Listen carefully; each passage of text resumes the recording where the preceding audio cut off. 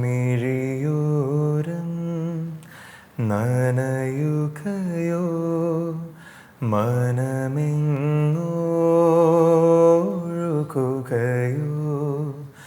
ഒരു കൂട്ടം കഥകളുമായി ഇളം കാറ്റിൽ ഇടവഴിയിൽ. പിന്നെ ഇതിപ്പം തുടരും വന്നത് ഒരു ഭാഗ്യത്തിൻ്റെ പുറത്ത്, അല്ലാതെ ആരും റെക്കമെൻഡ് ചെയ്തിട്ടോ ഒന്നുമല്ല. ജേക്ക് ചേട്ടന് അന്നൊരു ശബ്ദ ഓർമ്മയുണ്ടായിരുന്നു, അത് വന്ന് വിളിച്ചു.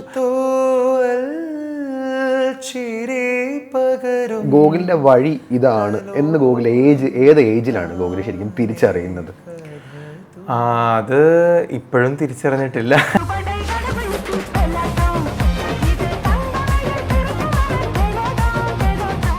കേൾക്കാൻ കൊള്ളാവോ അങ്ങനെ ആയിരുന്നു ഞാൻ കൂടുതൽ ശ്രദ്ധിച്ചത്, അല്ലാതെ അഭിമാനം കൊള്ളുന്ന ഒന്നും ഉണ്ടായില്ല. അവിടെ നിന്ന് ഗോൾഡൻ ചെയർ അങ്ങനെയൊക്കെ ഉണ്ടായിരുന്നു, അതിൽ ഞാൻ സെക്കൻഡ് ചെയറിലിരിക്കുക. ഞങ്ങളുടെ ഡയറക്ടർ നോക്കുന്നുണ്ട്, ഇവൻ ഇത് എങ്ങനെ ഇവിടെ കയറിയിരിക്കുന്നു. പാട്ട് അങ്ങനെ ഒരു ജോലിയായിട്ട് എടുക്കാൻ താല്പര്യമില്ല. പ്രോഗ്രാംസ് വരുമ്പോഴും നല്ല നല്ല ഓഫേഴ്സ് വരുമ്പോഴും ചെയ്യാന്നുള്ളതേ ഉള്ളൂ. കണ്ണിൽ കവിതയുമായി 2-3 ദിവസം അടുപ്പിച്ച് ഗ്രൂമിങ് ഉണ്ടായിരിക്കും. ഫസ്റ്റ് ദിവസം നമ്മൾ ചിലപ്പോൾ ഭയങ്കര തെറ്റായിട്ടായിരിക്കും പാടുന്നത്. 2-ാമത്തെ 3-ാമത്തെ ദിവസം ആകുമ്പോൾ കുറച്ചുകൂടെ ബെറ്റർ ആവും. പിന്നെയാണ് നമ്മൾ സ്റ്റേജിൽ പാടുക. അപ്പോൾ ആ ഒരു പ്രോസസ്സ് കഴിഞ്ഞിട്ടാണ് നമ്മൾ സ്റ്റേജിൽ പാടുന്നത്. 17-18 പ്രായം.